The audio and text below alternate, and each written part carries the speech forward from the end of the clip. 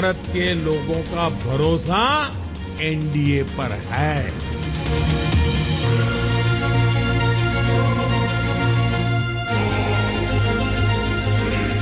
लड़ाई एनडीए और इंडिया के बीच में है।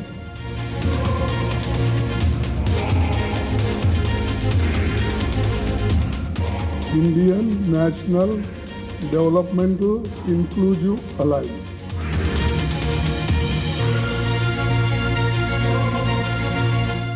NDA can you challenge India?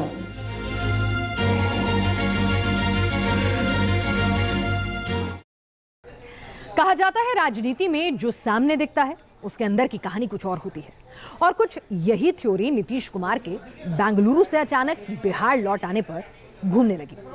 Social media पर तंज कसा जाने लगा कि नीतीश कुमार खाली हाथ गए और खाली हाथ ही लौट आए। तो क्या वाकई नीतीश कुमार नाराज होकर लौटे थे? आइए आपको इसकी इनसाइड स्टोरी बताते हैं। क्या इस पोस्टर की तरह क्रेडिट मिलने वाला सपना भी ढह गया? और क्या वाकई 2024 की बारात निकलने से पहले फूफा खफा हो गए? पिछले 24 घंटे से जितनी चर्चा विपक्षी मोर्चा इंडिया नाम को लेकर है, उतना ही शोर नीतीश के नाराज होने पर उठा। पहले देखिए नीतीश कुमार के अचानक प्रेस कॉन्फ्रेंस छोड़कर जाने से पहले कैसा था उनका हाव भाव।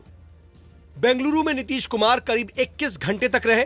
जिस होटल में मीटिंग थी, वहां सेंटर स्टेज पर मल्लिकार्जुन खड़गे और शरद पवार के बीच उनकी चेयर रखी गई। ओहदे और प्रोटोकॉल के लिहाज से सभी दिग्गजों की सीटिंग अरेंजमेंट की गई थी, लेकिन सबसे ज्यादा नजरें नीतीश कुमार पर टिकी थीं। मीटिंग के दौरान नीतीश कुमार की सभी दिग्गजों के साथ दुआ सलाम तो हुई, मगर लंबी बात शरद पवार के साथ हुई।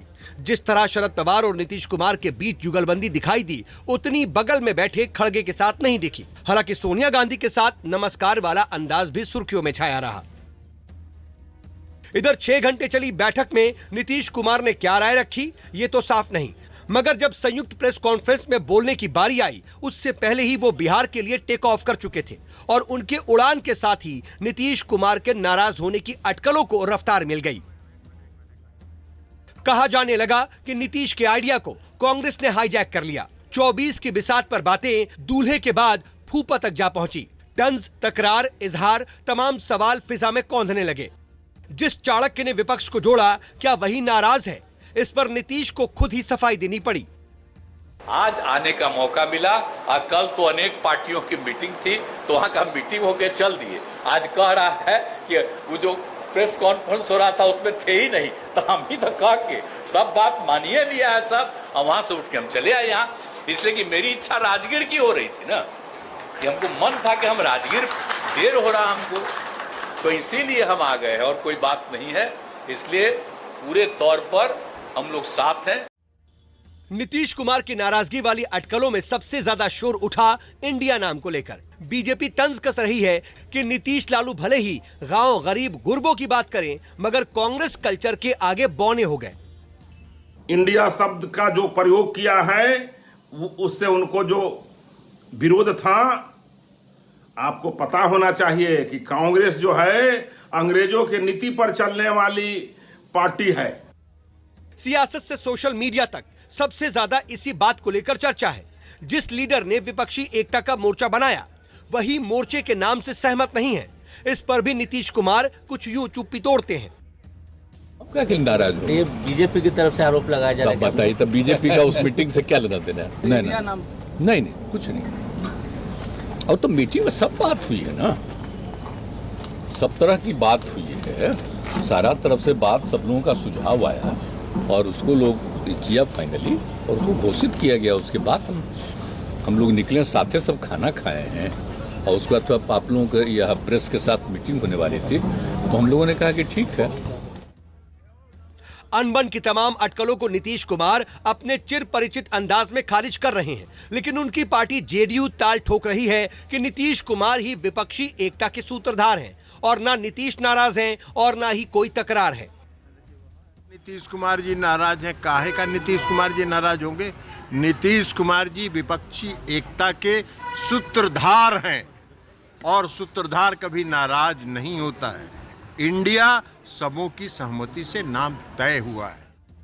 नीतीश की सेना कॉन्फिडेंट है कि नीतीश कुमार ही सूत्रधार हैं, लेकिन मौजूदा घटनाक्रम को देखें तो नीतीश कुमार धीरे धीरे सीन से गायब हो रहे हैं।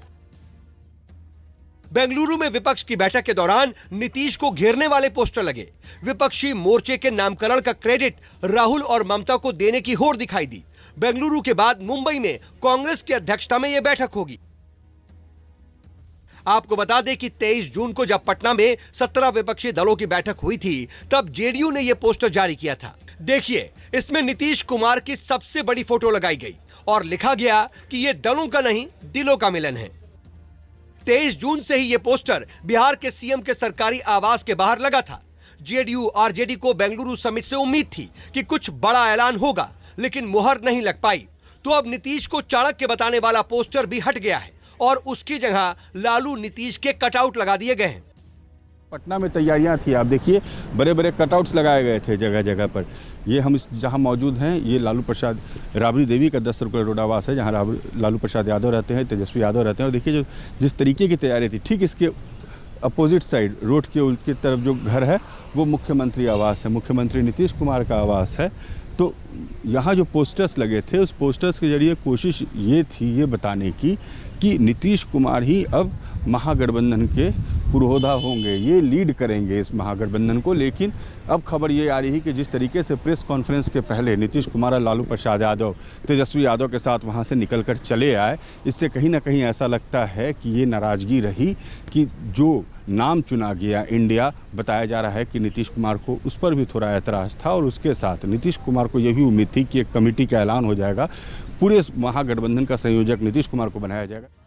मतलब नीतीश कुमार और उनके हमदर्दों को पक्का यकीन था कि बेंगलुरु में ऐलान हो जाएगा, लेकिन संयोजक या चेयरमैनशिप जैसा कोई ऐलान नहीं हुआ।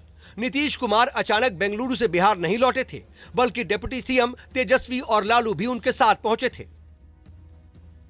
नीतीश कुमार राजनीति के ऐसे चाणक्य हैं जो बिना बोले भी बहुत कुछ साधने की कला रखते हैं। अब जब 2024 के महासमर के लिए विपक्षी दल ब्रांड मोदी के खिलाफ बिगुल फूंक चुके हैं, ऐसे में कांग्रेस ने नीतीश के नाम वाले पोस्टर से पटना को रंग दिया। पहली बार नीतीश कुमार, मल्लिकार्जुन खड़गे और राहुल गांधी की फोटो के साथ घोर जातिवादी कार्ड भी खेला गया। कांग्रेस की तरफ से यह पोस्टर लगाया गया है, जहां Indian national democratic inclusive alliance बनने पर देश और बिहार की जनता को हार्दिक बधाई दी जा रही है। इस पोस्टर में सबसे महत्वपूर्ण दलित, पिछड़ा, अति पिछड़ा, महादलित, अगड़ा और पिछड़ा की राजनीति की बात कही जा रही है। महंगाई, बेरोजगारी से दूर आओ हम मिलकर देश में गरीबों का राज लाएं, जीतेगा इंडिया। जिस चाणक्य ने विपक्ष के नॉर्थ पोल और साउथ पोल को आपस में जोड़ने का काम किया, उन्हीं का भविष्य अभी अधर में है। Team news nation. 24 की बिसात में अब लड़ाई इंडिया बनाम भारत पर छिड़ गई है। बीजेपी और कांग्रेस के बीच ऐसा जबरदस्त संग्राम छिड़ा है कि बड़े बड़े दिग्गज मैदान में उतर आए हैं। बेंगलुरु में विपक्ष के गठबंधन ने अपने मोर्चे का नाम इंडिया रख दिया, तो इसका जवाब असम से हेमंत बिस्व शर्मा ने दिया। लड़ाई में सिंधिया की भी अब एंट्री हो चुकी है। 24 का चुनाव बहुत दूर नहीं है। देश के लोग मन बना चुके हैं कि तीसरी बार फिर एनडीए को ही अवसर देना है। 38 दलों के एनडीए बनाम 26 दलों के इंडिया के बीच 24 की बड़ी बिसात भिज गई है। लेकिन महाभारत शुरू होने से पहले इंडिया बनाम भारत पर भी तलवारें खिंच गई। भारत बनाम इंडिया में छिड़ी तकरार में बात बहुत आगे बढ़ गई है और इस अखाड़े में सबसे आगे बीजेपी के फायर ब्रांड चेहरे में शुमार असम के मुख्यमंत्री हेमंत बिस्वा शर्मा झंडा उठाए। उन्होंने अपने ट्विटर बायो में पहले चीफ मिनिस्टर ऑफ असम के आगे इंडिया को हटाकर भारत लिख दिया। इसके साथ एक मैसेज भी लिखा, अंग्रेजों ने हमारे देश का नाम इंडिया रखा, हमें खुद को औपनिवेशिक विरासत से मुक्त कराने का प्रयास करना चाहिए। हमारे पूर्वजों ने भारत के लिए लड़ाई लड़ी और हम भारत के लिए काम करना जारी रखेंगे। बेंगलुरु में विपक्षी दल के गठबंधन का नाम इंडिया पढ़ते ही असम के सीएम ने ट्विटर बायो से इंडिया शब्द पर कैंची चलाई। फिर क्या था, बीजेपी विरोधी नेताओं ने उनकी घेराबंदी शुरू कर दी। इंडिया को हटाने पर कांग्रेस ने उन्हें स्किल इंडिया, खेलो इंडिया, स्टार्टअप इंडिया जैसी मोदी की ड्रीम प्रोजेक्ट की याद दिलाने लगी। विरोधियों के वार पर हिमंता का एक और ट्वीट आता है, मैं भारत पर एक और ट्वीट कर रहा हूं। यह अच्छा है कि कांग्रेस को startup India, skill India, digital India जैसे कामयाब कार्यक्रम याद है। मैं फिर कहता हूं कि अंग्रेजों ने हमारे देश का नाम इंडिया रखा। हमें खुद को औपनिवेशिक विरासत से मुक्त कराने का प्रयास करना चाहिए। हमारे पूर्वजों ने भारत के लिए लड़ाई लड़ी और हम भारत के लिए काम करना जारी रखेंगे। बीजेपी कांग्रेस के बीच इंडिया बनाम भारत पर ट्वीट वॉर छिड़ा है तो जुबानी जंग भी तेज है। जब गठबंधन भ्रष्टाचार की नीयत से हो, जब गठबंधन परिवारवाद की नीति पर आधारित हो, जब गठबंधन जातिवाद और क्षेत्रवाद को ध्यान में रखकर किया गया हो, तो वो गठबंधन देश का बहुत नुकसान करता है। Indian national developmental inclusive alliance मतलब इंडिया। लड़ाई एनडीए और इंडिया के बीच में है, नरेंद्र मोदी जी और इंडिया के बीच में है, उनकी विचारधारा और इंडिया के बीच में है। एक और बीजेपी कांग्रेस में नया वॉर फ्रंट खुला है तो विपक्षी एकता के अंदर इंडिया शब्द का क्रेडिट लेने की होड़ भी लगी है।